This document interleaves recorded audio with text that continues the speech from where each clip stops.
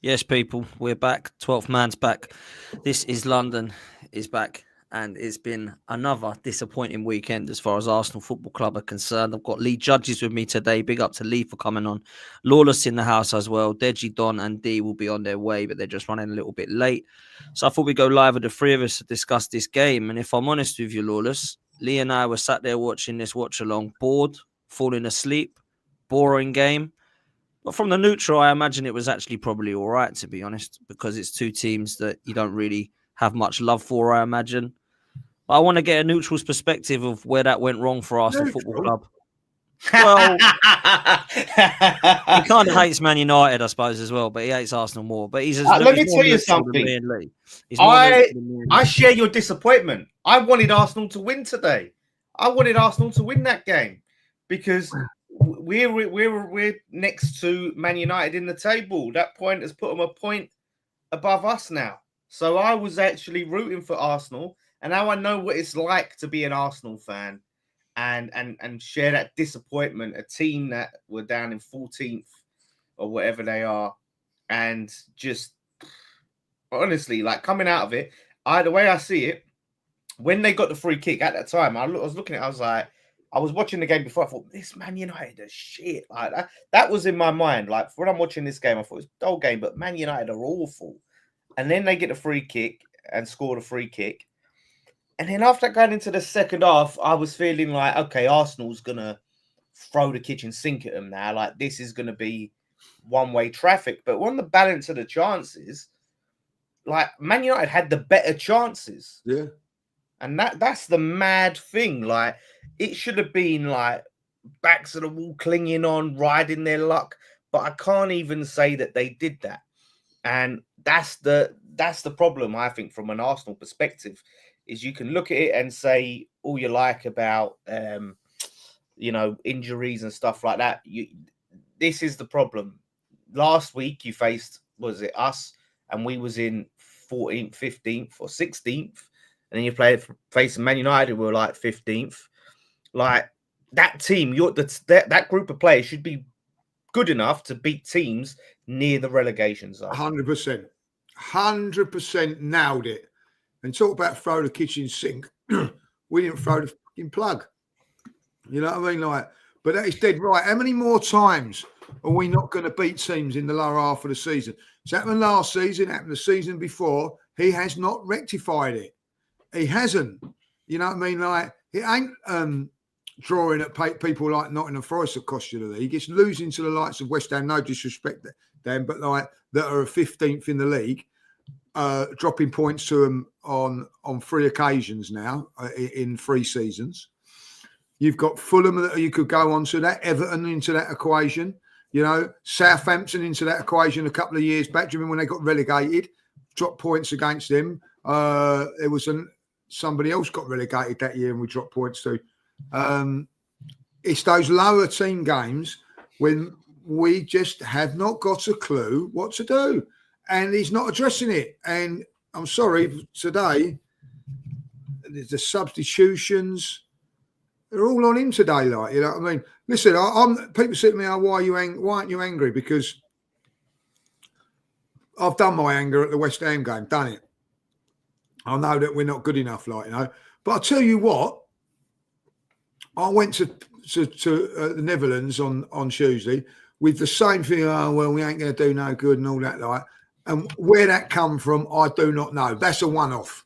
That proved it today. That is a one-off, you know what I mean? If you have a look at our last 3 games now that we've played teams that have come out to us, we've beaten PSV 7-1, Man City 5-1, Crystal Palace 5-1. Every other team, right, has come in with the low block and all that. We haven't beaten. So any manager that comes out and says, right, let's go at Arsenal, deserves to be sacked. Because it's an absolute joke if you go toe-to-toe with Arsenal. Because probably you might lose, you might. But I tell you what, you've got a chance to get. It is easy to just sit in there and go bank to bank. We cannot break it down. Yeah, and the thing is, the set pieces, which was such a massive part of Arsenal's game, have dried up, and that was the big sort of weapon that if you struggle to break it, just to interrupt you, someone's put on there. Julian AFTV is a scumbag for what he did on. Can tell us what he did on Saeed's video, because I haven't been able to see it yet. So that'd be very nice if you put that in. I don't want to go there, Lee, because I do know what happened and it's political. I don't want to get involved. Oh, is it? Yeah. I'll tell you after. But yeah, I don't want to mix. I don't want to mix politics and football. But I'll speak to you after. But yeah, look, I personally, I know you ain't seen it, and I haven't seen it either. I just heard what's gone on. Apparently, it's all blowing up on Twitter and stuff about it. But I personally agree with Lee. If anyone was to come to play Arsenal and go, right, let's give them a right go. Let's give them a right go. I think, like Lee says, the manager should be under pressure, because there's only one way to get results against Arsenal. And that's a blueprint of what Everton did, of what West Ham did, of what Fulham did, of what United have done now twice. And to be fair, let's not forget that they've done that at the Emirates, yeah? And they won on penalties, and they actually only lost by 2 set-piece goals from Arsenal.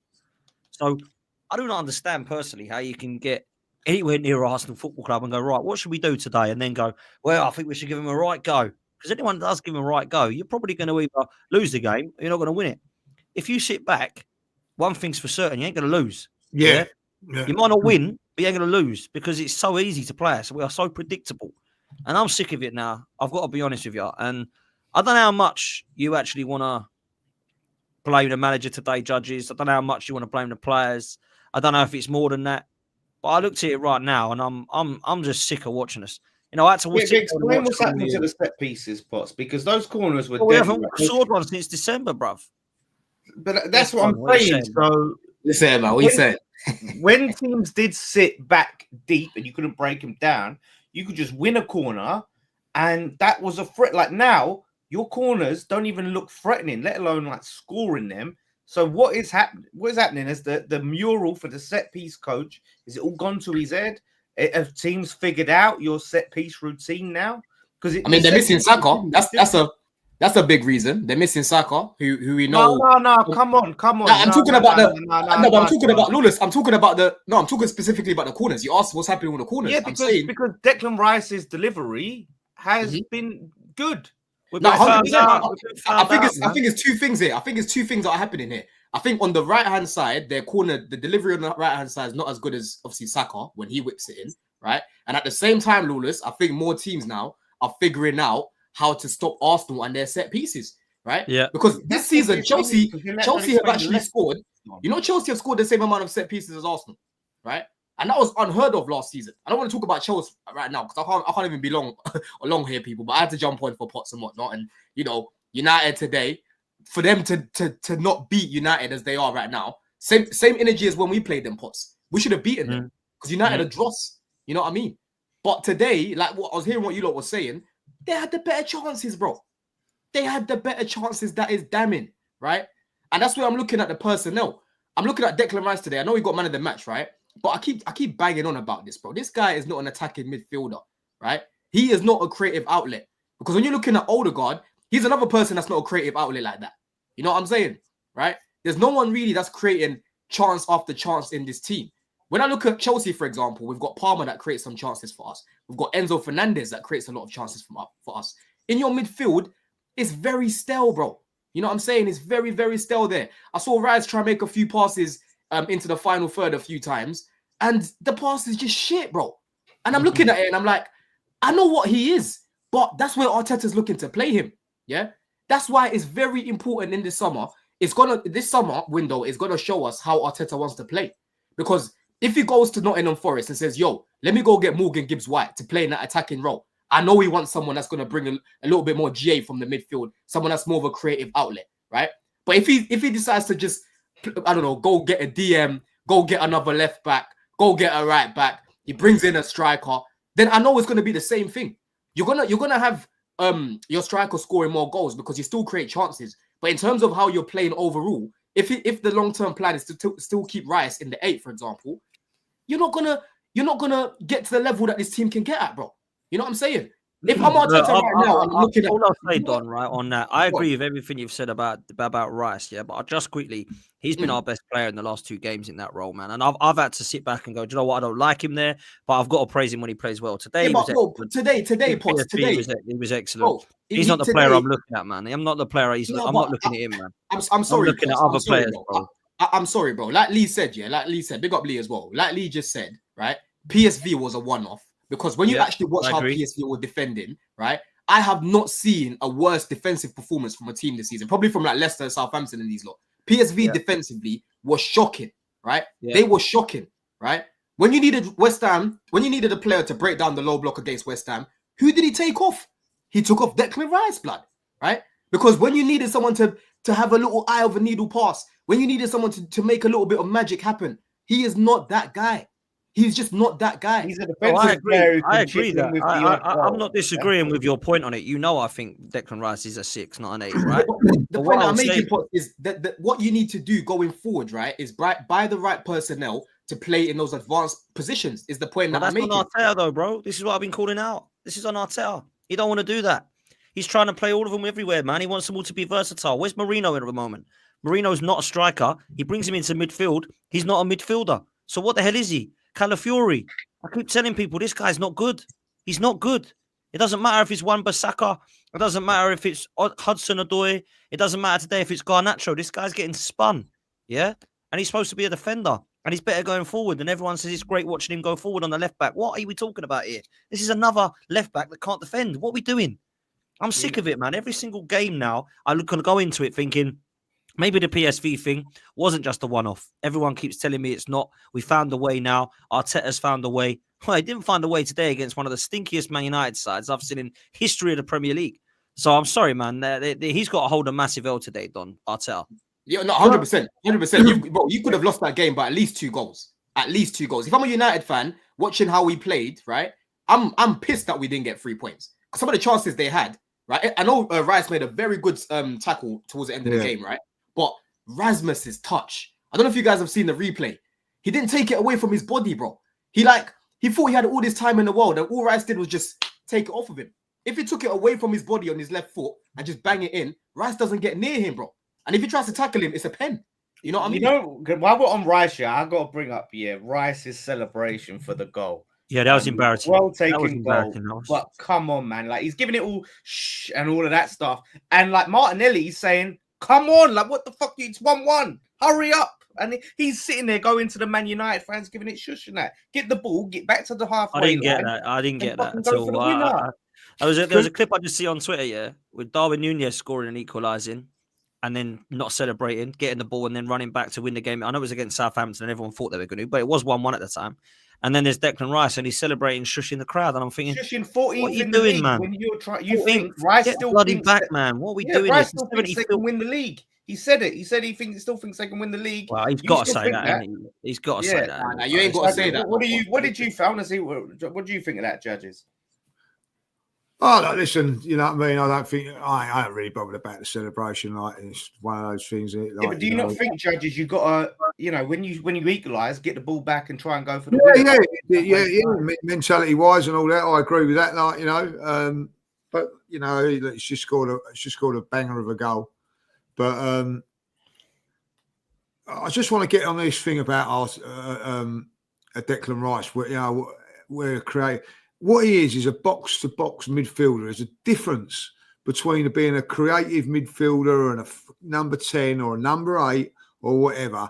The guy can do everything, but not brilliantly well in one department, if you know what I mean. That doesn't mean to say... No, he is brilliant in one department, Lee. He is. Off the ball, he is fantastic, bro. Yeah. You've got box-to-box midfield play. You've got to have more than one tool in your box, you know what I mean? Like, I don't know if he is box to box, though, Judge. I think he's I think he's. I think like there was a run today, which is what we don't do very often, which we've got to do more. Is when he went through past the defenders and the ball was put onto him, and he won a corner in the end and all that. Like, that's box to box. That's getting, and then he's back on the edge of his box. No, but Lee, why you think he's a box to box? The reason why you think he's a box to box is because he's got the energy to get around the pitch. Right? That's why you're thinking that. But that is a box to box.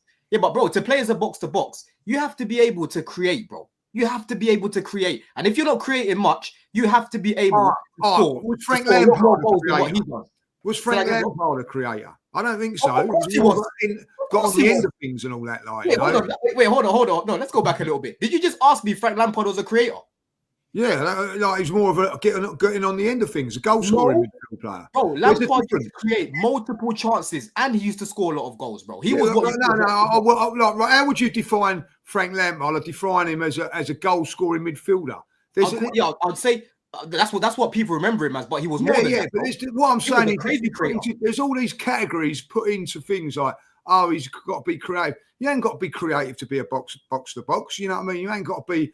You know, like it's all of those things. You know, the first thing you've got to have is the energy to go up and down. And you try doing that all game. That ain't easy. Like, you know, and like, you know, I think in midfield you will create if you get into those sort of areas. Like when I look at, say, Martin Odegaard at the moment, he's supposed to be a creative midfield player. Like he ain't creating, so he's not doing really that much. But what I say with Declan Rice is if he's not creating, he's doing something else. If he's not defending, he's making runs and all that. I just think that at the end of the day, he gets a harsh thing when people say, "Oh, he's only a 6," or he's got. I think he's got it all, and that's not being biased. That's my point. If you bring in, for example, right now, if you had Declan Rice playing as your 6 and you had Cole Palmer in your 10, right, you wouldn't even be bothering to defend Rice like this because the difference will be clear to see. That's the point that I'm making, right? In that position, for me, in my team, if I had your team right now, Saliba, Gabriel, your defense, Raya, and all of these guys, I am bringing a guy that knows that role inside out. He might not even be the best defensively, but I know offensively, I'm getting more goals. I'm getting more assists. I'm getting someone that can just do something out of nothing, right? Rice isn't that. Like you're saying, he gets around, he puts in the shift, you know, he's durable, he doesn't really get injured. Again, off the ball, for me, he's world-class off the ball, right? But offensively, I think he's wasted there, bro. Right? This guy was the centre back. I used to watch this guy. I used to watch this guy. I think as a holding midfield player, there's certain things that you can do and certain things you don't do. I don't think you've got to have that energy to go forward as much. You know what I mean? Like, I think eventually in his 30s he could go back there and be very, very good at it. Like, but I just think he's got so much energy, so much.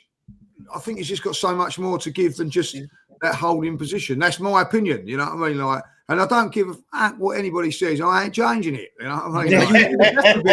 I don't know. You're going to see. You know what? Yeah. Listen. For your sake, right? For my sake, actually, I hope you keep Rice in the 8 because I just know that there's a cap that your team's going to get to you with him playing there. That's the point that I'm making it. If you play this guy in your 6, and have someone that's more progressive next to him, this guy will be even better than what you're seeing. Because he can even get up.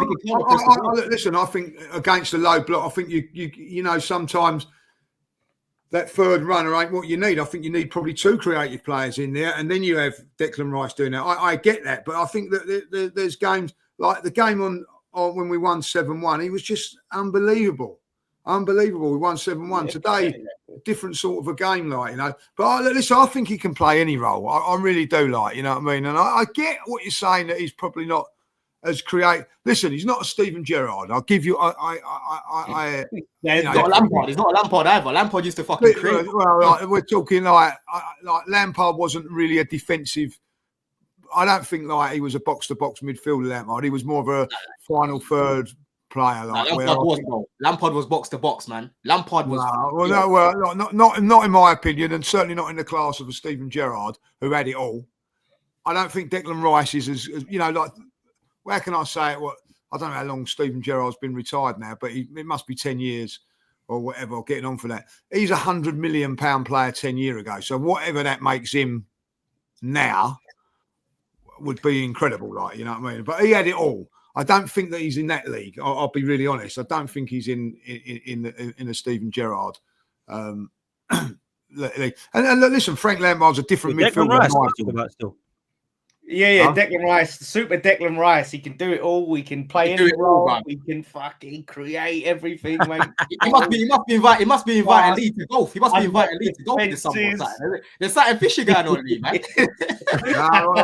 Listen, I won't have a bad word said about him. Like, I mean, at the end of the day, I love Rice. I love Rice. Except that West Ham don't love you anymore. Except when he plays West Ham. Yeah, I shouldn't even be saying this to try and help you, bro. Because Rice, I rate Rice as a defensive midfielder, bro. Right? Yeah, same. Midfielder. That's what I rate him. I don't rate this guy as an 8. Bro, Lawless, when I used to watch your academy games, I used to watch this guy at Upton Park as a fucking centre back, bro. Right? Yeah, he was a centre back. Centre back, yeah. You can't teach a centre back how to play, turn into Iniesta. You play football, bro. You know how it works. There's certain things they're natural to you. It's not natural to him, right? He wants to progress more. He wants to play high up the pitch. Doesn't necessarily mean that is the right decision. We actually, when he started doing that for us, it was, made him look good, but it affected the whole team because he wasn't good enough at that role to really impact us on a week-to-week basis. So, because other players had to sit back and cover, and they weren't as good at that deep defensive role. And he would just, slowly glide across the pitch if he had some space, maybe play a little sideways pass or something like that. And that's what you'll get. And he'll bang a shot out every once in a while. We'll have a great shot like that. He does that. Doesn't make him this great attacking player. So look, but that's it. If I'm just saying, if I was Arteta, I would utilize him mainly as a defense. And just because you're a defensive midfielder doesn't mean you just have to sit in front of the back four the whole game. Exactly. We have got Partey in there that does that very well, by the way. Yeah, but Partey still gets up the pitch when he's, you know what I mean? Yeah. But I must say, I think we've wasted too much time on Rice. Yeah, we need to cook Arteta. He definitely was not a problem today. He got man of the match. So I'm not gonna. I'm with Don. I don't think he's an 8 as much as Lee does. But Mikel Arteta, wow. I see him get rattled and walk off from the interview. He's losing his head completely. But what interview was that? So his post match. It's post-match on Sky. They asked him, if I'm honest with you, Lawless, I actually used your tweet to retweet it because I see you tweeted about it, yeah? Was that you? Yes. I tweeted basically 2 weeks ago over my dead body. And then now he's running away like a little bitch, yeah, from the fucking reporters. What about the title race? 15 points clear. Can still do it? Yeah. It was bad. It was bad. Chappelle fucking memes and shit. Yeah. Like, what? It was bad. And then he said about Martinelli, Saka missing them and not buying Janet. He just didn't want to answer any of that. It was bad. I've got. He doesn't want to take any accountability. Really, doesn't want to take any accountability. Signing the striker? No, it's not because of that. No. Well, that's mad for me to actually say that. But unfortunately, there's quite a few excuses at the moment. This is probably the best one of the day. David Coote video came out. The title belonged to Liverpool, and then Igal, where on X, where he does his best work. Big up to Igal. PGMOL make rights. I mean, we've got the excuses of David Coote now. Apparently, that's the reason Arsenal haven't won the league. Then we've got the Arsenal wall that was apparently 11.2 yards out when the free kick was taken. Anthony Taylor took 11 steps, not 10. Great refs. Obviously, it's Anthony Taylor. He is a bad ref, but come on, man, let's just not do that. And then our good friend, the referee lives in Manchester. The ball was 12% back from where it should have been. 12%. I don't know how we know and where we work this out. I mean, 12%. This is mad. I hate measure that in percentages. How do you judge that was 12%? I don't have a clue, man. I don't have a clue. I'm just sick of this bloody excuses, man. Why can't we just say we were crap? We have to always be someone else's fault, man. Why? If it's not the VAR, it's not the ref, it's not the red cards, it's not the injuries. Now it's David Coote. What's happening here? Like, why are we always the victims, our fans? Or the Queen. Remember when the Queen died? That's another reason. Hold on a minute. The Queen one is a valid one. No, don't start, Lee. I know where you're going. It's a valid point, right? Here we go. You only hear that clip on that, but it is valid. When we was meant to play them, we was at the beginning of whenever it was, September. Yeah. We had Jesus flying. We was absolutely flying at the time. and it got called off, and we didn't play him to the back end of the season when we'd lost Saliba, Tomiyasu and all that.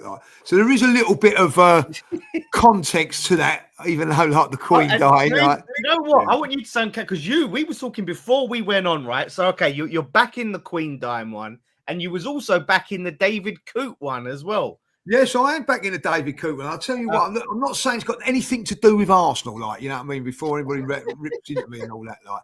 But I do think that happening makes them think, the referees think, we better just be a little bit silent towards Liverpool because of what come out. Because that ain't a very good look, is it? On the referee association. Then they sacked him. Lee, are you suggesting that the Arsenal players are a little bit soft? What are you going on about? Like, I am talking, right? Have I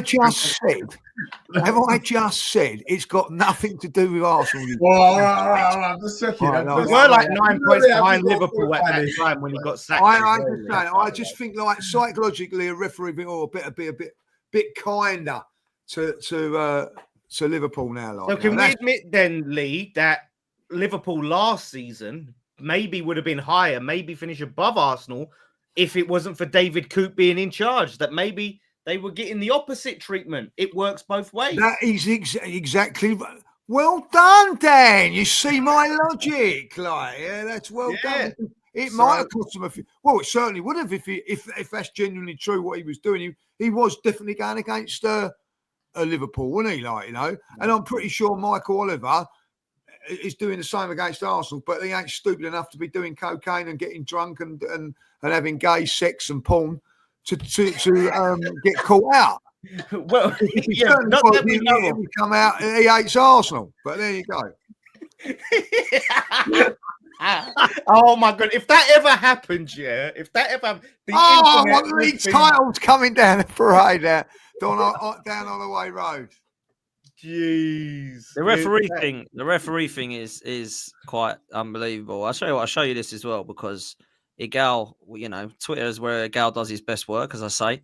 And he's already complaining again on Twitter, it seems. So I'm going to speak to Igal on Tuesday when he comes on about this, because this is getting silly now. He's given 2 examples there of Arsenal players getting throttled, and apparently the PGMOL allows teams to get away with everything against Arsenal. Look, there's definitely been scenarios where Arsenal have got away with stuff as well, but Igal unfortunately doesn't like to talk about them sometimes. Didn't a certain member of this panel, correct me, Lee, did you not once say, and I quote, Arsenal ref differently? Was that not one of your videos? Am I mistaken this? Is there a video out there? I believe we are ref differently. I do believe we are ref differently with Michael Oliver, yes. With Michael Oliver, yes, just Michael Oliver. And how does he ref you differently? What the difference? Because he sends off fuckers that he shouldn't do. Like, you know what I mean? If I'll be honest, giving out 2 yellow cards that he's never done before in his life. You know what I mean? He's screwed us all over. We've all had bad decisions. That's why he's the most hated manager. I'm just talking about Arsenal. I don't watch your games. If you think that he referees differently for West Ham, do you think he's a good ref? Do you think he's the best? No. I think he's a shit. Like, he's since what's his name left? Who was that? What's the fucking one that retired? Is now doing that? Mike Dean. Since Mike Dean retired, he's another one. One. Everyone ate. He was known as the worst ref, Mike Dean. Now Mike Dean's gone. It's Michael Oliver. Apparently, this is true, right? Now, don't quote me on this, but I've heard this is true, right? He has got a tattoo on his arse saying, "I hate Arsenal." I don't know if that's true. You might have to confirm that, Lee. You might have to go and take one for the team and let us know. No, I would never take one. But no, Michael Oliver, I think he's bent and has taken money. I do. That's how I feel like. Listen, are we gonna talk about, though, instead of referees? Are we going to talk about this manager today? Because it was a disgrace from him, judges. He was awful. What today, Mikel Arteta? I've got no defence for him today. I'm really annoyed about him today. Like, the one thing that's annoyed me about more than anything is we're 1-0 down, and it's like for like substitutes. You know, off comes Wanyeri, on goes Martinelli. Why don't you be a bit more braver and put Martinelli on and Wanyeri? You know, why keep definitely go left back? You can't. well, you could say that he got the equaliser, but a draw was no good to us today. We needed to win that. I'm not saying that we're going to win the league, but we just need to win games of football. But Lee, you weren't expecting to win today's game. Let's be honest. Say that again. You were not expecting to win today's game. Listen, we're not Spurs. We are expected to win. I'm trying to be polite. You're not expected to beat Bournemouth. I'm trying to be polite. Yeah, right? Let's do this, because I'm expected. Maybe you're a little bit right with what we've got up front, but listen, not winning in Holland's not for everybody. Like, you know what I mean? I just want to put that out. Is that why beating AZ out not for everybody? By the way, is that why you're upset? The Red Tottenham, the Spicy Spurs, Scots Bonnet FC, Red Hot Chili Peppers, because that result in Holland, that whole league is crap. I spoke to everyone in my chat. I reckon I can bring 15 players in my chat and we'll slap up a lot of them Dutch teams, yeah? No disrespect to the league. I just don't rate it. You were shaking your bum because you scored 7 goals, and then I saw your front three today, and you got Mourinho up top, and you think you're going to beat United. There was no way that you were going to beat United. Arteta actually pulled off a miracle in you, man, getting a draw, to be honest with you. This team is your team is one of the most pathetic and disgraceful teams I've ever seen in my life, Lee. And I mean disrespectfully.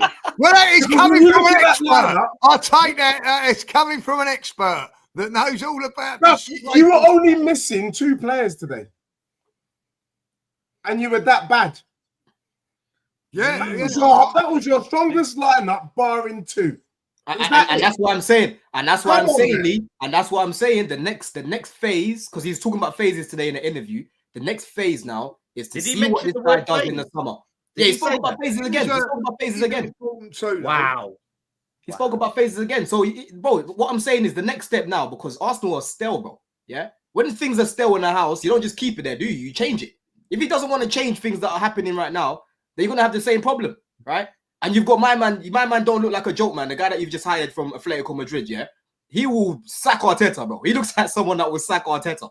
You know what I'm saying? Yeah? And that's going to be an interesting dynamic as well. I want to see how much control he's going to have, because it looks like Edu left because Arteta had a lot of control. And now you're actually bringing someone in that's got a lot of pedigree in the game, right? Edu was learning his trade at Arsenal. This guy's got years and years of experience, bro. Man won leagues with Messi and that were playing in Barcelona. You know what I'm saying? So, end of the day, this is Arteta's last chance, isn't it? You can't keep giving a guy context, man.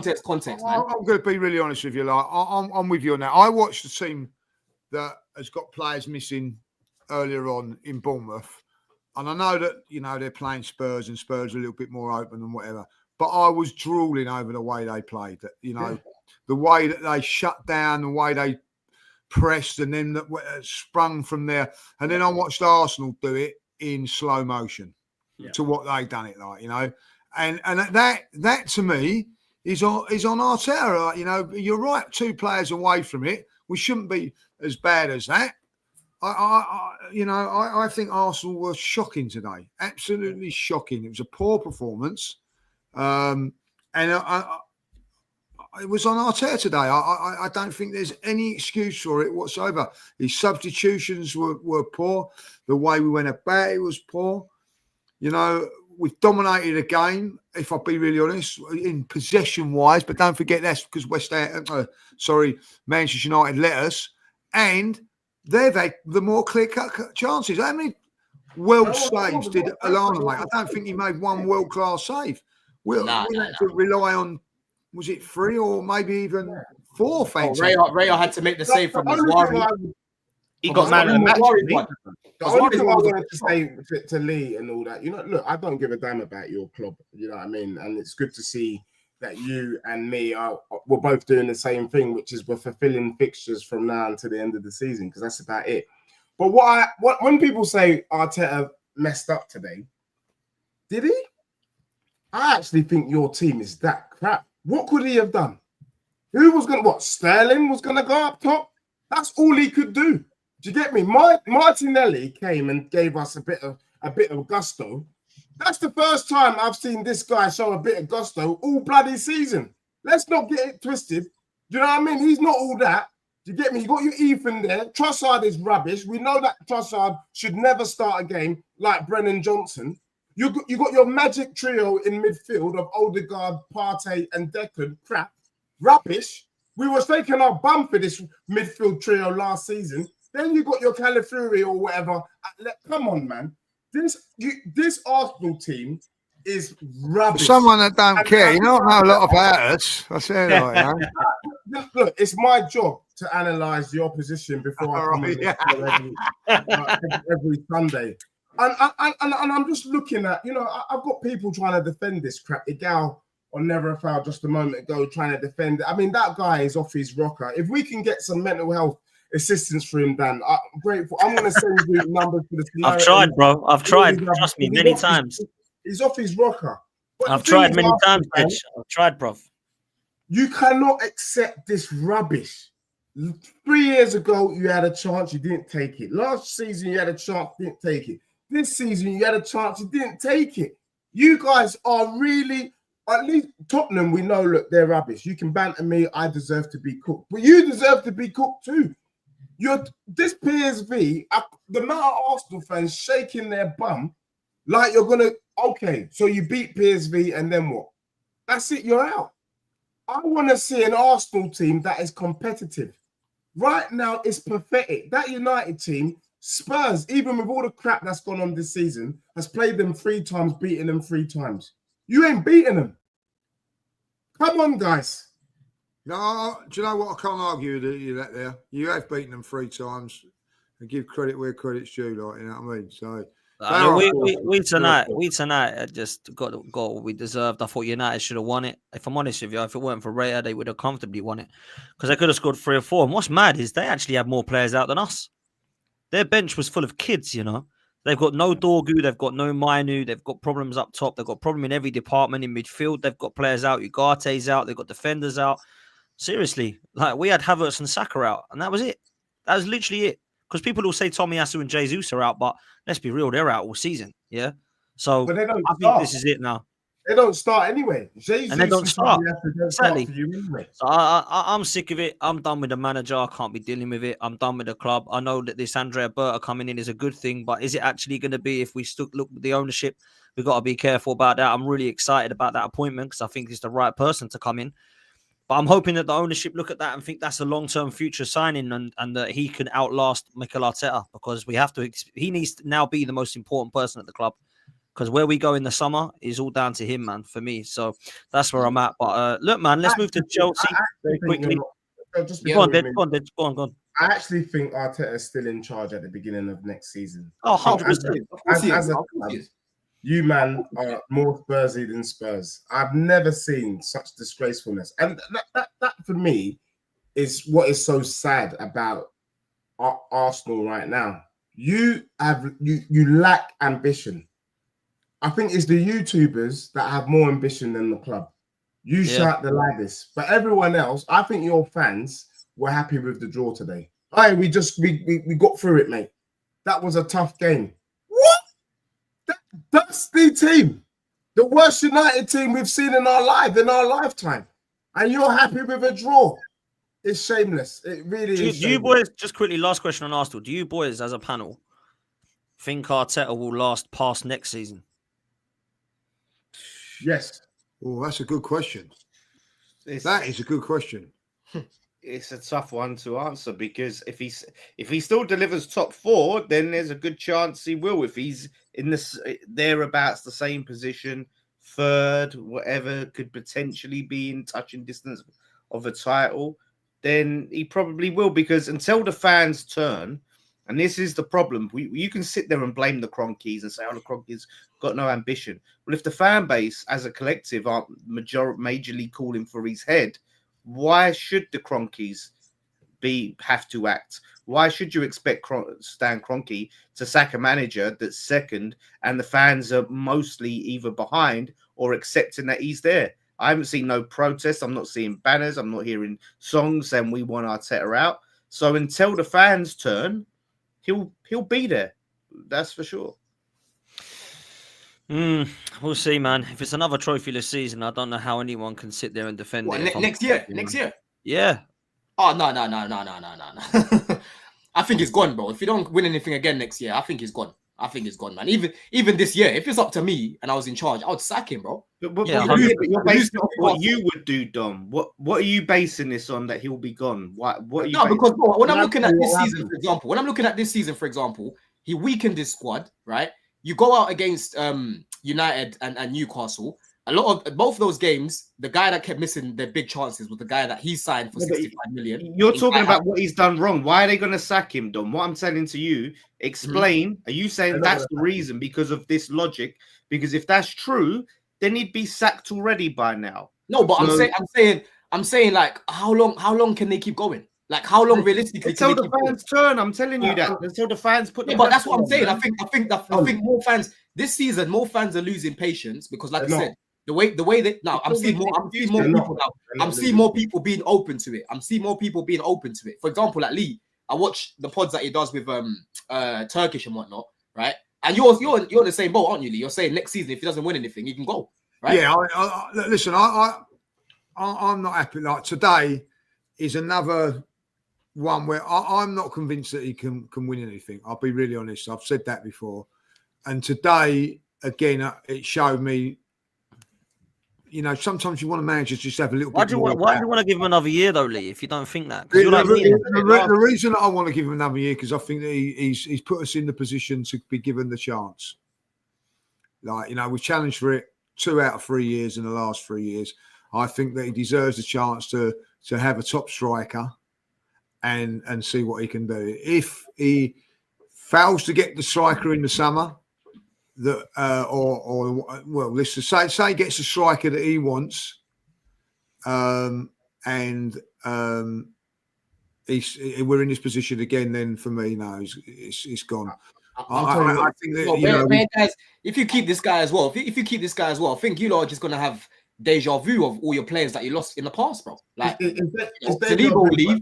Saka will leave. All these guys will just leave. And football shouldn't be about deservedly. It should be about what's best for the club. You could say does he deserve to be sacked? You might say, no, he don't deserve to be sacked. But can we get someone better? Is it the best thing for the club? Yeah, listen, I understand that comment. You know, you wouldn't care though, Lee, if he went, would you? You wouldn't be crying about it if Arteta went. No, I've said that all along. Like, you know what I mean? Yeah. Like people go to me like, oh, well, who's going to come in? Like, who can we get better and all that, like, you know? And I put it around. You know, Mikel could say, do you know what? I'm off to so-and-so next week. You know what I mean? What is it? Oh, Arsenal's got shut down. It won't. You know what I mean? Like, at the end of the day, you know, Arsenal will continue whatever happens. It's not Mikel's club. It's not, you know. I understand your concern because, look, under Arteta, let's be real, Arsenal could be in the top 2, top 3 next season.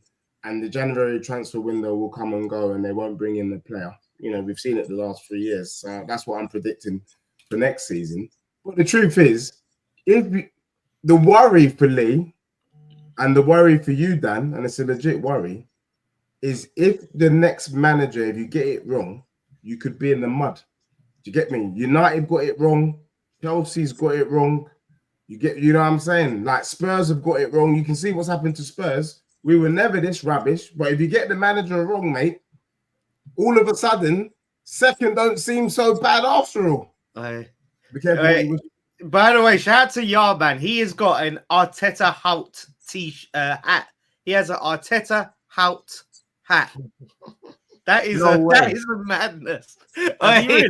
I just saw it now. He's got an Arteta. It's on no contact. I need to pull this up for everyone to see. An Arteta Hout. She's got a hat. Potts, you're gonna want to buy this, mate. Oh man, what's happening here, man? He's actually got. Has he actually? Yeah, look, there it is. Arteta hat. Can you see it? Let me try and get the thing. Let me try and get it up. Yeah, the hat switch. Here we go. Hang on one sec. Let's just do this before we move to Chelsea. I've got to see this. I think that'd suit you, judges. I think that'd suit you, mate. I haven't got a problem with Yardman or anybody else who says they want Mikel out. I haven't got a problem with that. It's their opinion, and I don't think that. Listen, I think if there's many reasons why I can see why people feel like that at this moment in time, and listen, we've all been there when you don't like the manager for whatever reason, and sometimes it doesn't work. Look at West Ham at this moment in time with the David Moyes situation. They've wanted him gone, brought in the new manager that was nowhere near at his level. David Moyes has done a fantastic job at Everton. Sometimes there's no rhyme reason why it works or it doesn't work. Do you know what I mean? So, but listen, I'm not one of these people. We had it today, didn't we, Dan? So I'm not going to mention names. Turn around and say, well, who do you want to get in then? Who's better than Arteta? That should never be the question. You know what I mean? It should be, is there anybody out there better for Arsenal that can improve Arsenal? There's a difference. Well, that's what these people get paid the big money to go. But that's just been squashed now when Arne Slot's come and won the league with Liverpool. He was replacing Klopp, by the way, not Arteta. Could you imagine if someone said, "Well, who are we going to replace Klopp with?" and someone went Arne Slot? They would have fucking laughed their heads off. Exactly. So it's all rubbish, man. Anyway, talking of rubbish, let's move to Chelsea. I didn't see the game obviously because I was doing the content watch along on FTV with judges and the guys. I know Cole Palmer missed a penalty. That's all I was told. And you won the game, hooked, right? First one. Say that again. He got stinker and hooked, right? Cole Palmer. Yeah. He came off the pitch, man. Was he bad? Was he bad, Don? Real talk. No, I've seen him have worse games, man. He didn't do anything, man. He was just average today. Like he missed the penalty, but yeah, he was average today, man. I've seen him have worse games than that. And the first one he's missed. That's the first one he's missed, yeah. Because he beat Yaya Touré's record, didn't it? Yeah. I think 15 penalties in a row he scored. Seems to be getting a little bit of unnecessary stick, old Cole Palmer, really. Why is that? Hey, listen, he's not been at the same level that he was at last season. There's but I think he's getting a bit of a. So what? You know what I mean? He's still a good player. Of course he is. I thought you were trolling, Leo. He actually been. I thought he was trolling as well. I think he's a brilliant player. I just think that sometimes it takes the height. Sometimes you can't get back to it. It takes time. He's got to work out different things and all that. I think he's a fantastic player. And I think people are starting to say that he's this and he's that, and I'm not having that. I'm honest. I don't think you could be looking at Cole Palmer. I think you got to look at Maresca and you got to look at Chelsea's recruitment, man. That's been bad. 1.5 billion on that team. You think, really, where's it gone? Like, geez, man. Like Caicedo's class, Palmer's class. I rate Lavia, but he's always injured. Don't really mind Fofana, but he's always injured. Other than Reece James, who's always injured, I'm struggling after that, man. I'm like, and I love Pedro Neto. Oh, Enzo Fernandez. How can you not mention Enzo Fernandez, bro? One of our best players this season, bro. Yeah, I've got to see it more consistently, though. Don, he's a couple of more consistently, bro. He's been, how consistent he's been this season, bro. He's been one of our best players. Back end of this season, he started to. Yeah, he hasn't been from August. Not back end, bro. He's been. You're telling me from August to March, he's been brilliant. No, for you. Start of the season, he wasn't great because he was learning a new role. He then got dropped for Lavia. Then he came back into the team, and ever since he's been back in the team, he's been class. He has been class, bro.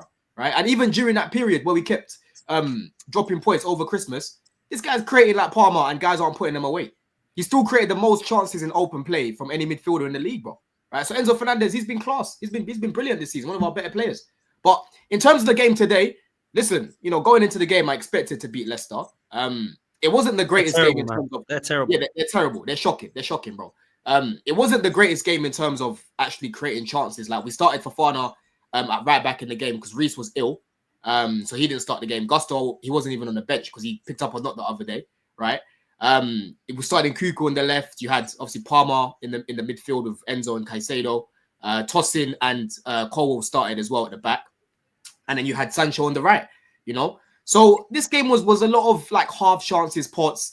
Obviously, we won the penalty. We should have had a penalty even before that. I don't know how it wasn't given. I'll send you the clip of Palmer getting clipped in the box. We didn't get it. It was mad weird, right? But overall, Leicester, for me, they actually defended quite well. In the box, it was a lot better than when you faced them away the other week. I thought they dealt with a lot of the the shots that we were taking quite well. But the issue that I've got with this team is we get in good positions to take shots quickly, but it's like these lot take 5-6 touches, and by the time they shoot, the keeper's set himself. By the time they shoot, the defender's got in the way.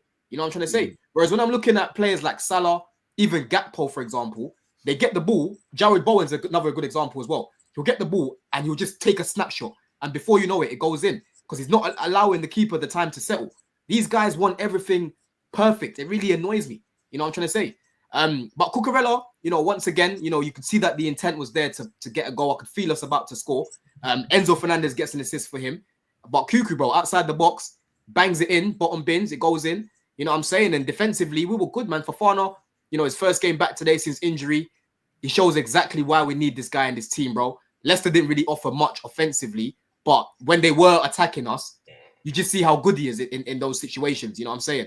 And then I thought, again, Tosin and Cole, I didn't think they put a foot wrong, really. I think Tosin, there was one moment where him and Sanchez had a little bit of a moment. But other than that, they were good, both of them. I'll be real. One second, Don.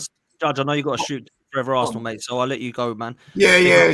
Sorry, like Chelsea chat's boring me, like, so I'm going to jump on. yeah, innit? We've got you next, bro. What do you mean we're boring? Listen, come there and defend, and you won't lose. I'll tell you that now. Like, yeah, the blueprint now. That's what it is. The blueprint. Listen, Big up for coming on, judges. Love, man. No, all right, listen, love it. Like, you know what I mean? See you later. I'll catch up with the Tottenham chat a little bit later on. Like, yeah, I look forward to that. That'll cheer you up. Yeah. See you later, guys. See you later, judges. Take care, bro. But yeah, like I said, in this game, I'm seeing a lot of Chelsea fans losing their head about the game, and it was shocking. I don't think it was a shocking game. I think defensively we were very good, like I said. I think in midfield today, Caicedo and Enzo, again, brilliant. Palmer was the average one in that midfield. It was just offensively, we could have created better chances, right? But in our recent little form that we've had, when we played Villa, when we changed the setup, we created a lot of chances in that game, bro. Some clear-cut chances. Remember when Palmer missed that chance where, what's his name? The keeper, Martinez, when he fell on the floor, right? In that game, we created more XG than Villa, right? Against Southampton, we just battered these guys 4-0.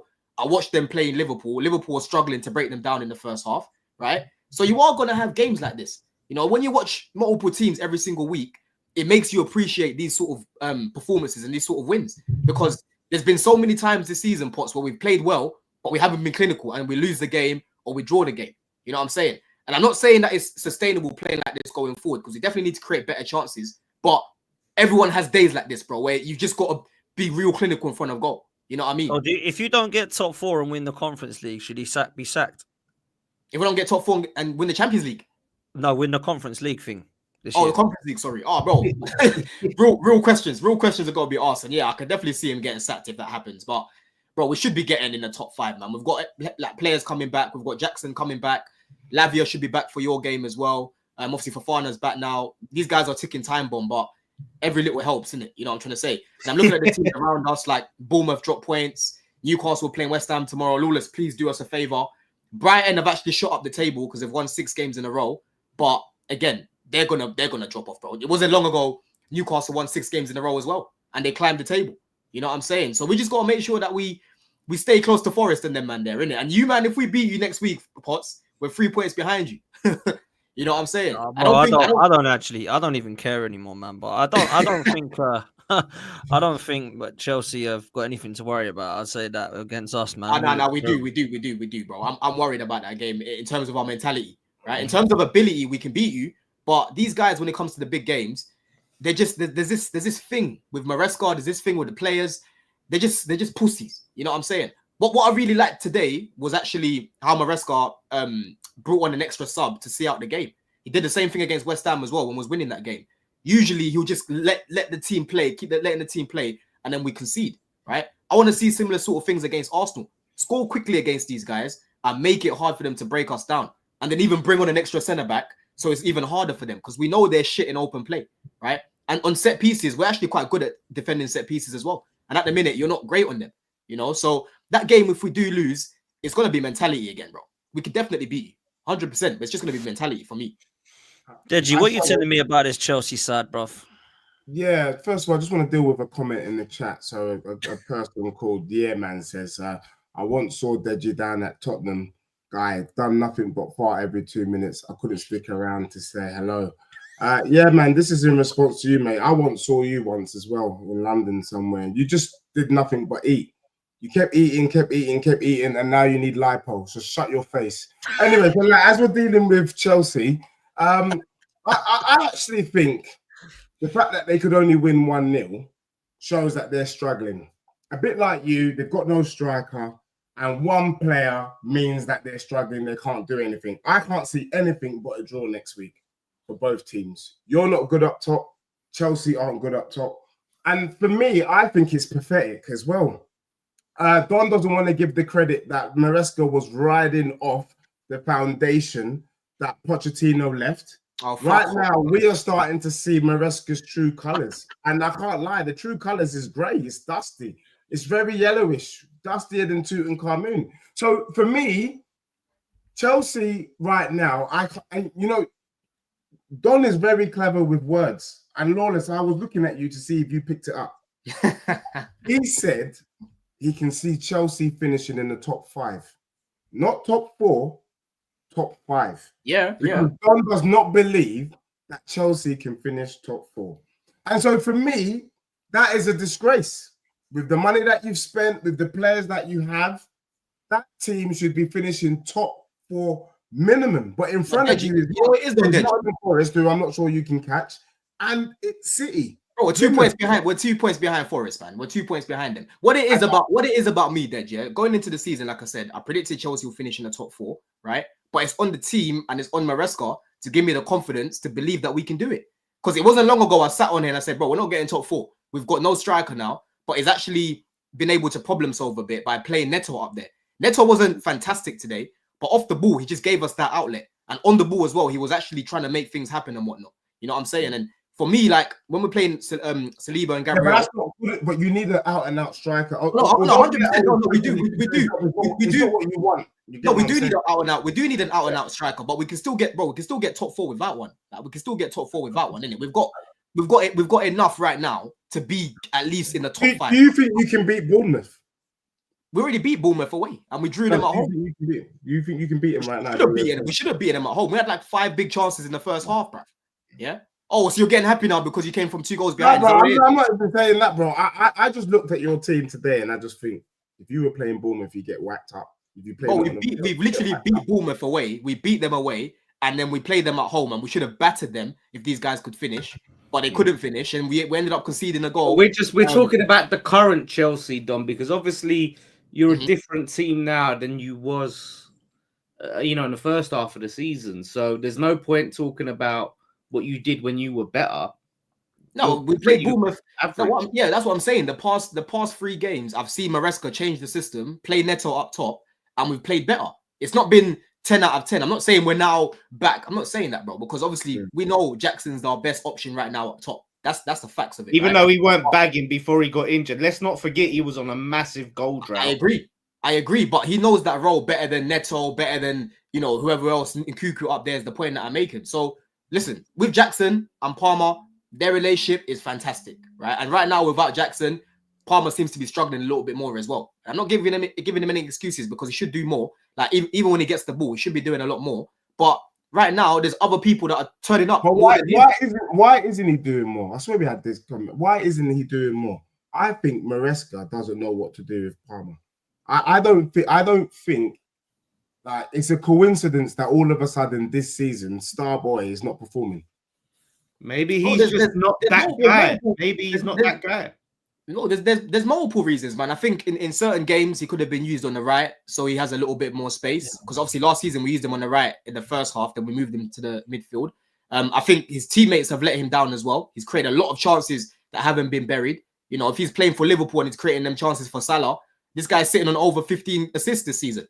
You know what I'm saying? Or Haaland, he's sitting on a lot, bruv. So this is where I look at the sporting directors. This is where I look at the owners. In the summer, you need to help these guys. You need to help the likes of Neto. Bring in a striker. Yeah, bring in a striker to help Enzo, Palmer. Because these guys, there's a lot of games where they're playing well, but because we've lost, it's like, oh yeah, forget about their performance. Let's focus on the result. You know what I'm trying to say? So That's how I kind of see it, man. Palmer, he hasn't been the greatest, but to still sit here with 20 GA in a season where he's been meaty, that's still quite impressive. Whoa. How much of that GA is in the Conference League, Donald?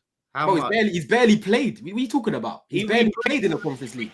When he was banging goals against, what's it? Fucking IFG.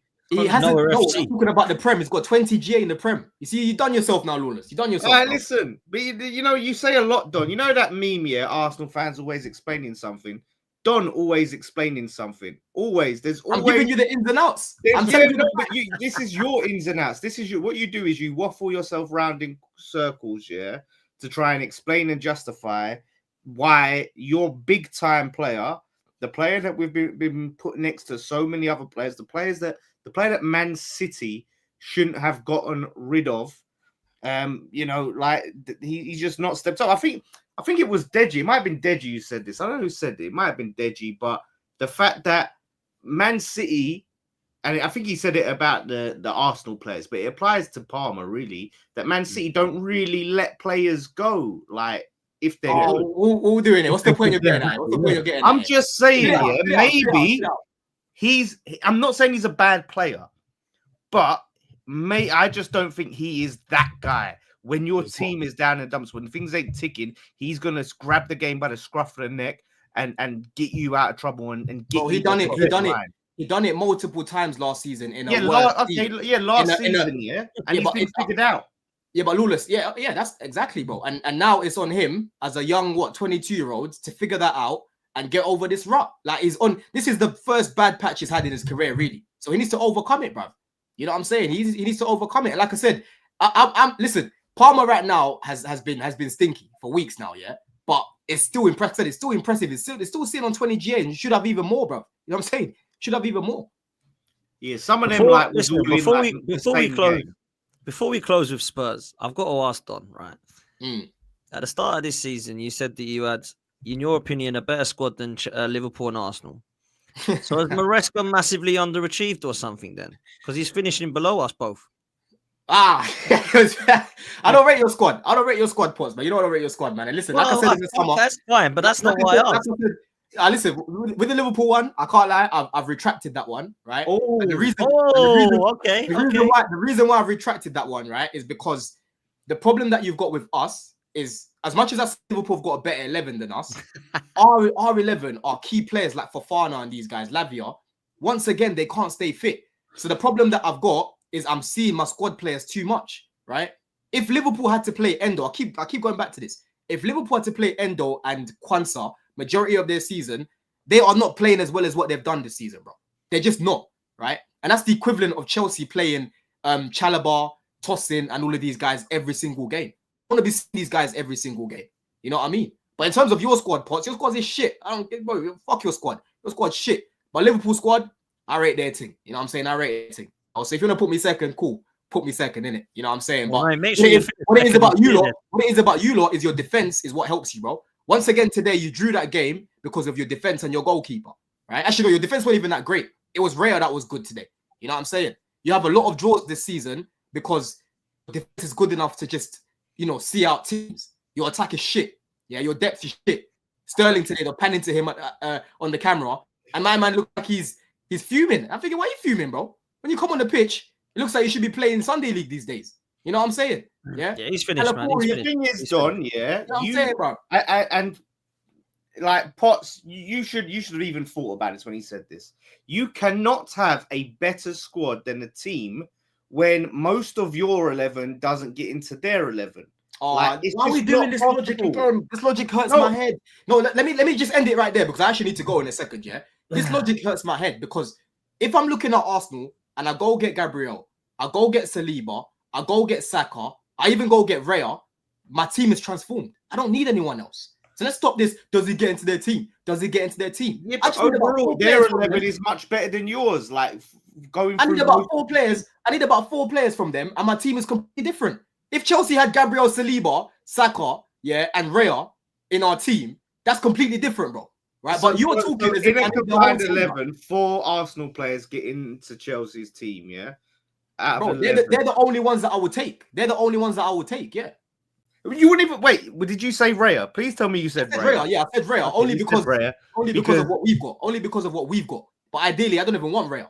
I don't even rate that guy like that. But today he was good. I'll give him that. Right? But let's stop this combined 11 shit. Because bro, I don't need their whole team. I'll just take a couple man and that's that, bro. Yeah. If I take those man there, they're where we are. Yeah. If I had Saliba and Gabriel, you had my centre backs, you're where we are. Yeah. My midfield is better than yours. My midfield. I hope then that Maresca gets sacked if he doesn't come where he should, because they're second or third in the table right now. They should be not seventh or sixth or even dream about coming out of that top five. And they better walk that Conference League, because I tell you, Lawless, it'll be fun if they don't win that. Let me tell you that right now. Oh, we need an emergency. It proves my point even more, yeah, Lawless. Yeah, we've scored more goals than these guys, right? In terms of our midfield has been clear of your midfield, right? And the only difference is the goals conceded. They have conceded, I think it's like 10 less goals than us or something like that. That's the main difference with us and Arsenal, bro. Right? So we need to fix up, make sure that we get a replacement for Fofana, because I love him, but he can't stay fit. Lavia, forget about Lavia being in the 11. Andre Santos needs to stay, right? We're bringing a striker, we're bringing a left winger, and we go again. You know what I'm saying? We're bringing a centre back that can start. So Fofana's not breaking down and he's gone for months, and now it's back to tossing. How much if you more play tossing, if you play tossing or Chalobah, if you put tossing or Chalobah next to Gabriel, I promise you now, he's not looking as good, bro. Yeah, this guy will not look good playing as next to those guys week after week after week after week, bro. It's not going to happen. Oh, I love Chelsea fans. Chelsea fans just want to spend all the time. Let's spend me some more money. Let's spend me some more money. They've only spent 1.5 billion, man. Spend me some more. Get me a winger. Get me a striker. Look, you need a goalkeeper and a striker, and all of a sudden you're better, right? But you need more than that. Your defense is that Colwell, man. Nah, man. I'm not having him, man. You need to upgrade on him, man. Tossing as well. Like, come on, man. He's all right. He's a squad player. So you need to go and get your centre back sorted. Reece James, quality, but never fit. Yeah, Gusto, one season wonder. You got Cucurella, who's half decent. No. It's not one season wonder. It's not one season wonder. Maresca's changed his role. Let's not ignore that. Here we go. You want to have that energy for Palmer. Let's talk about Gusto. Here we go. No. I'm not saying Palmer. I rate Palmer. I think Palmer's quality. This season, we're seeing Gusto playing as an 8. We're seeing Gusto playing as a 10. We're seeing Gusto inverting. I don't want to see that shit. Overlap the guy, bro. That's his best role, right? So let's talk about that. But anyway, carry on. Nah, look, man. I think Chelsea. We all know what Chelsea need. I don't need to ask you anymore. To be fair, I know where Chelsea need, and I don't really want to do a combined 11 because I don't even care. I think there's a lot of shit players on both sides personally. So that's where I'm at. But Don, I know you got to shoot, my bro. So big up for coming on, man. I really appreciate you jumping on. I know you're busy tonight, so thank you so much. We'll close with Spurs before we close the show, and make sure you go follow Don, people. Don CFC on YouTube. Let's do it. Love, bro. Listen, man. Make sure. I'll see you next week. And listen, you're gonna be on my channel this week anyway. Preview, bro. Yeah, of course, man. Let me know when, man. You man, bless, man. Big up the chat. Love, bro. Love. In a bit.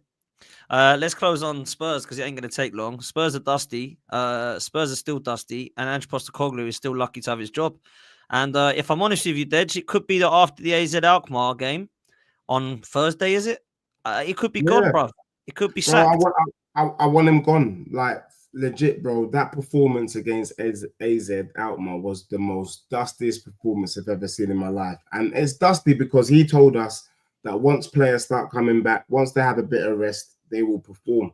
And we didn't even have a shot on goal. I predicted that Bournemouth could potentially win 4 or 5-0 today. And to be honest, if football was fair, they win 5-2. Because Vicario pulled off 2 fantastic saves in the first half. We went 1-0 down.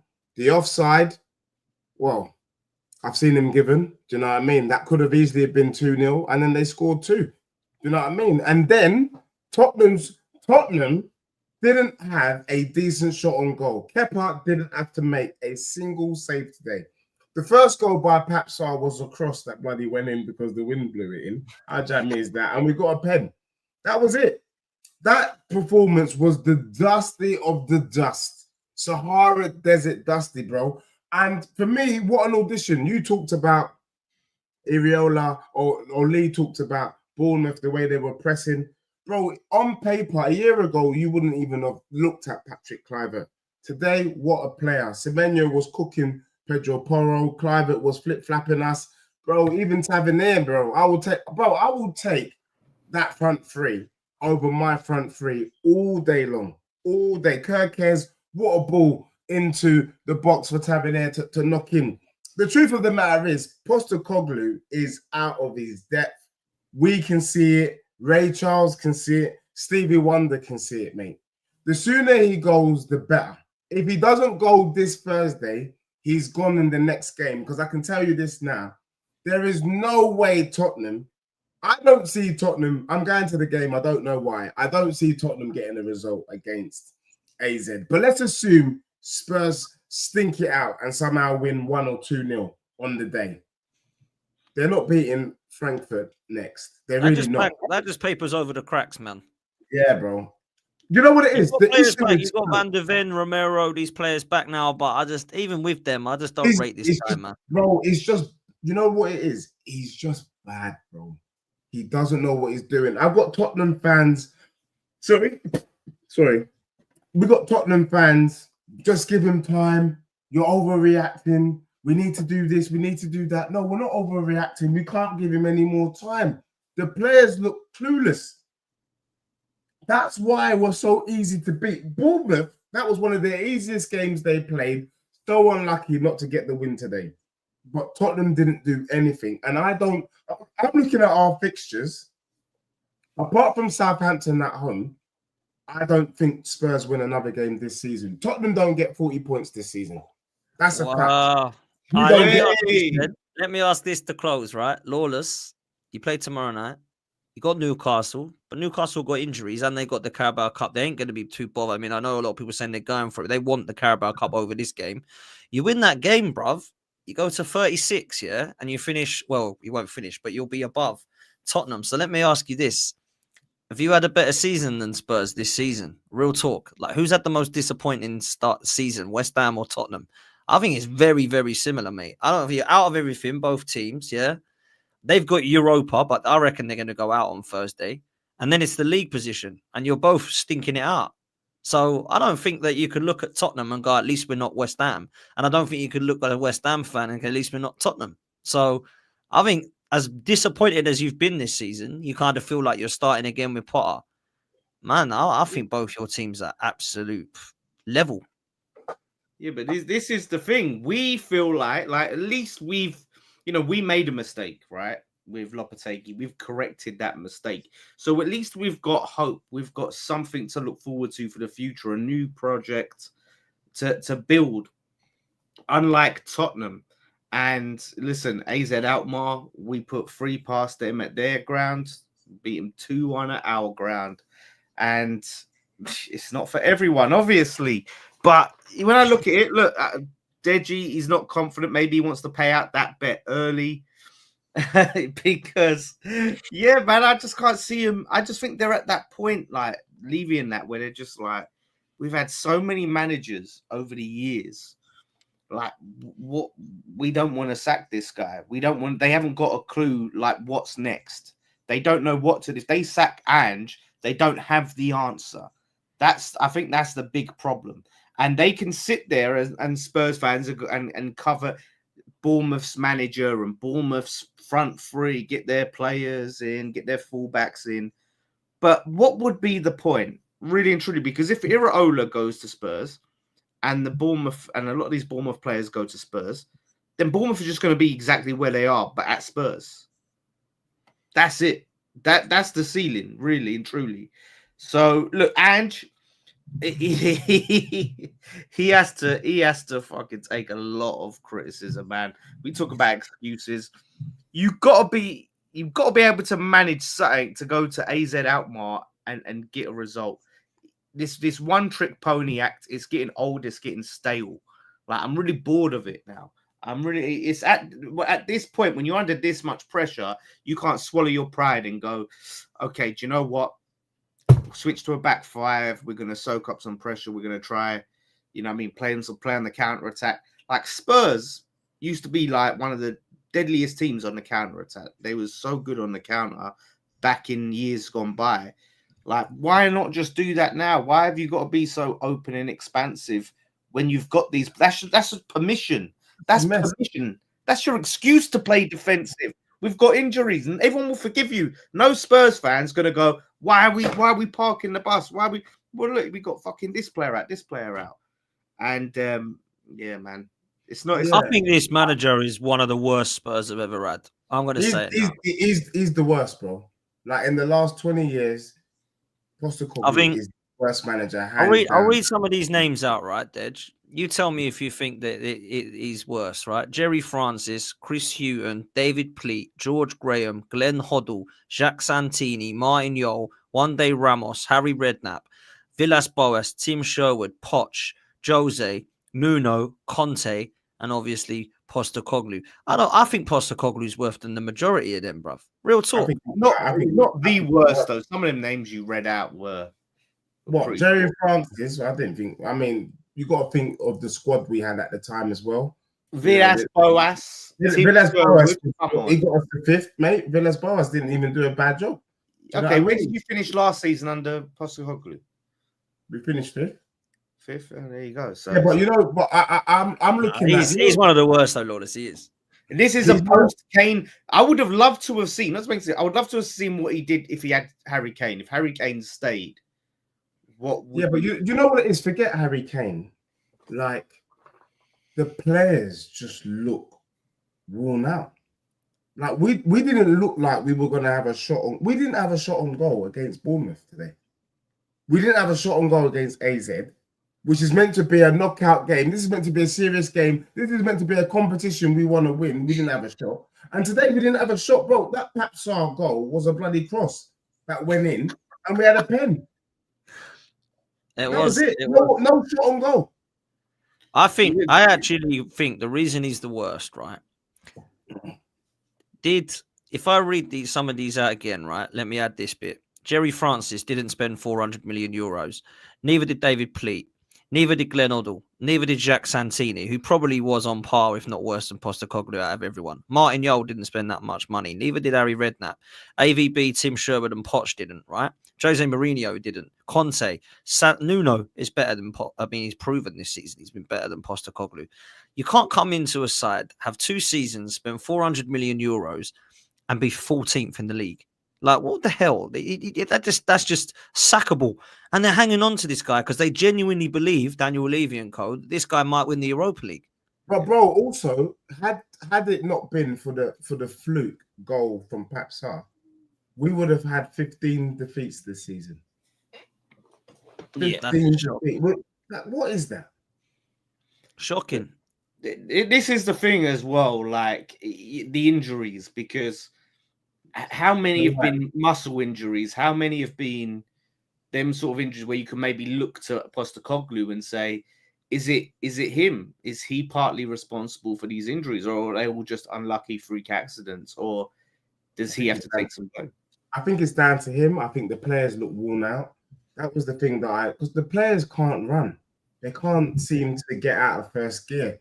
And I think he overworks them in training, hence why they're getting injured, but hence why when it comes to match day, it looks like the players have just done 3 hours training before playing a match.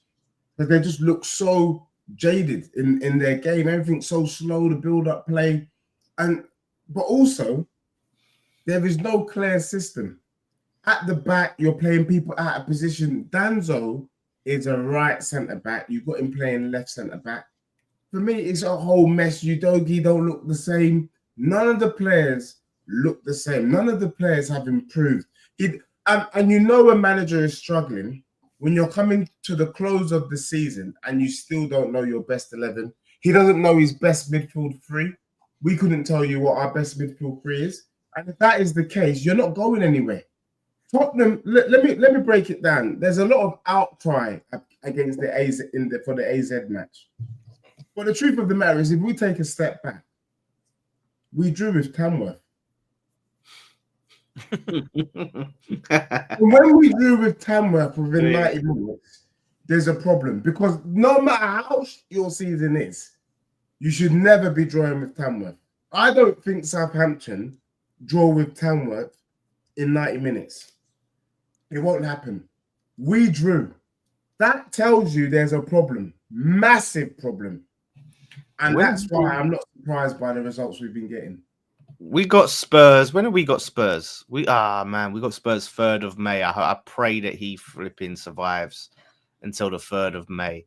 Like, if I think they'll give him to the end of the season. They'll get someone else next season. That's what I think. Yeah, because at this stage, like, are they really gonna? If they do sack him, it will be someone like a Ryan Mason coming in.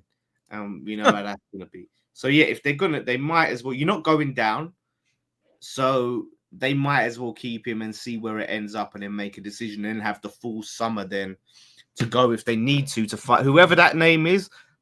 I have no idea. They can go for Iraola.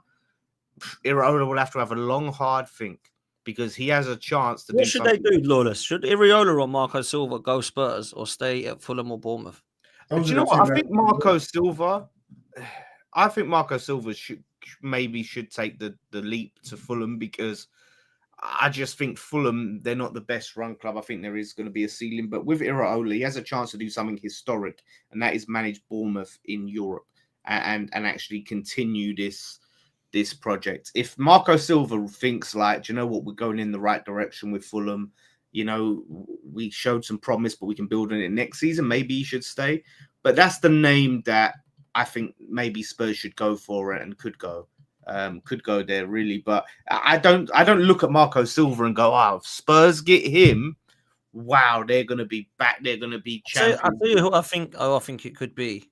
He ain't on here. So he ain't gonna like this. He ain't on here. Oh, I know. Yeah.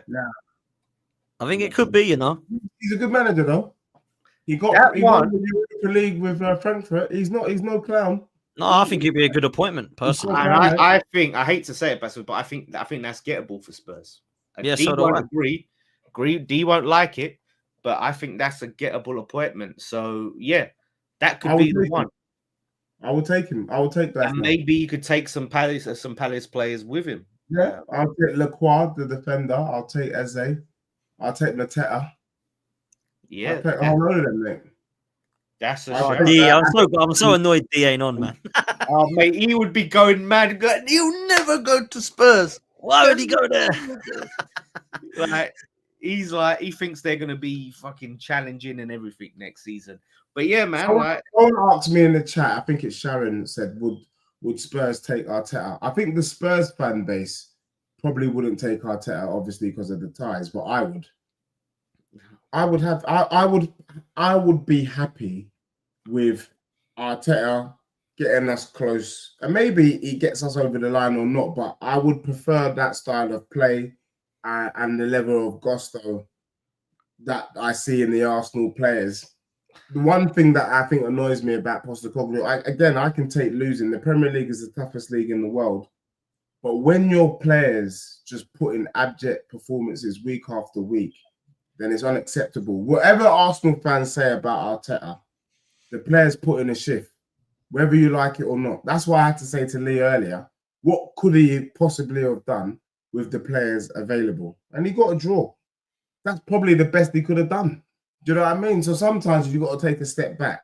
I would take him. I would take Arteta. He ain't going to go there. And do you know what? I don't think Tottenham would actually want him. And as much as I think he's better than Postecoglou, nah, man. I don't really think that's anywhere. I think Glasner will be a good appointment. I think Dino Topzopler, is it, from Frankfurt? I think he's shown a lot. I know Marmoush has since gone, and then obviously they've struggled a bit more, but I think he looks like he's going to be a next up-and-coming manager who could be pretty good. But Postecoglou's got to go. Let's be real. It's just got to go. It's not good enough, man. But Lawless, as we close, what are you saying for tomorrow evening? Newcastle at West Ham, right? Yeah, at West Ham. You beat him at St James's Park, didn't you? So... Yeah, we did. Lopetegui put 3 past them, I think. Well, not himself. He weren't up front.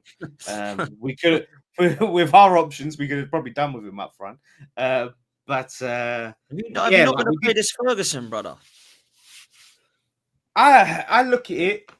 And I think I don't really want to change a winning team now. We've got back-to-back wins for the first time in a year in the league against Arsenal and Leicester with the team. So part of me wants to keep that same team. Ferguson hasn't really... He has to start at some point, but he hasn't really impressed. He ain't pulled up any trees. Who are you playing in at the moment? Bowen and Kudus? Yeah, Bowen and Kudus. Like what, as like a 2 then, or what? Yeah, I guess it's sort of like a almost like a was it like a 3-5-2 type of thing or whatever you it, like a right 5-3-2, whatever you want to call it. But yeah, man, if we stick with that formation, they're missing Gordon. It's going to be interesting. Like Pete seems to think they're going to play Isak. Pete wants to play like the full strength team, all of that stuff. If they're getting injured in that, but yeah, the cup final. Why? They got a cup final, man. That's all they should care about. about. Never won a trophy in 70 years, mate. I don't get it, man. Why would you care about this game? Like real talk. Because he's like, oh yeah, we can get top 4 and blah blah blah. It's like he's it's going to be very interesting. Eddie Howe said the team that plays Monday is going to play the cup final. Whether that's mind games, I don't know. But if we can keep Isak quiet, then I'm confident. Part of me feels like a draw, but do you know what I mean? I've got to back the boys. And if we win tomorrow, boy, we're in a great. If we win that game, mate, I'm thinking differently. I'm looking at the end of this season differently because we got Everton away after that, Wolves away, boom. We got some tough fixtures coming up. We still got to play Southampton at home, thankfully. So let's just give us 3 points for that one. I just want to finish above Man United and Spurs. That's all I care about. That's my season. And when your bet with Dej? Win my bet with Deji, of course. And, just rub it into Man United's face. Because we've all had a bad season and I want to be the best of the worst. You know what I mean? The best of a bad bunch. But yeah, man, Potter, I'm liking him so far. Like I said, he tried to play around with that back four. We ain't got the players yet.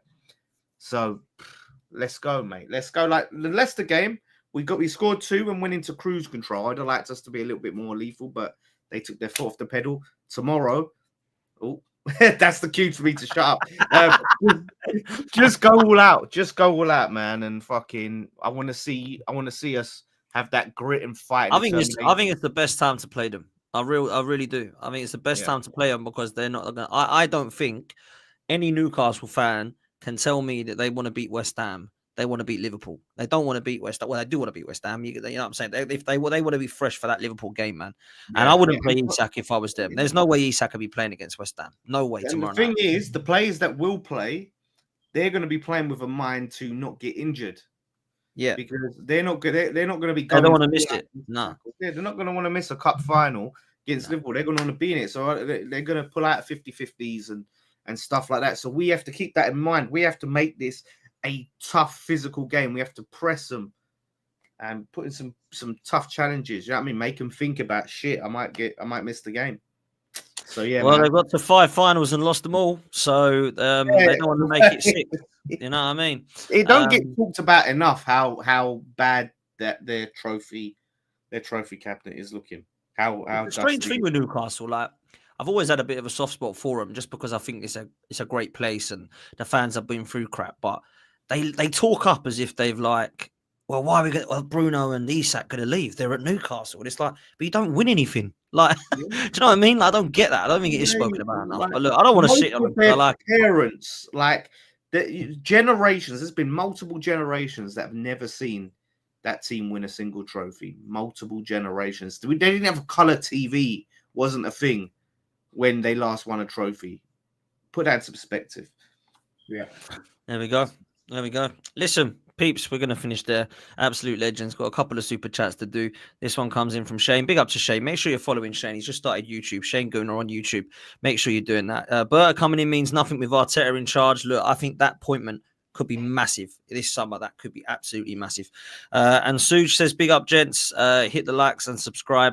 This game is no surprise. We're trash against teams in the bottom third. PSV, a smokescreen mentality. Well, we don't have much of it, and it's certainly not winning mentality when it comes to trophies, that's for sure. Big up to Suj, big up to Shane, big up to everyone that's been in the comment section as well. I'm going to send you over to Guns. Lee Gunner is live at the moment, ranting and raving with a panel, so make sure you go and show him some love. Make sure you're following Lawless Live and West Ham Fan TV, and of course Deji Spurs as well.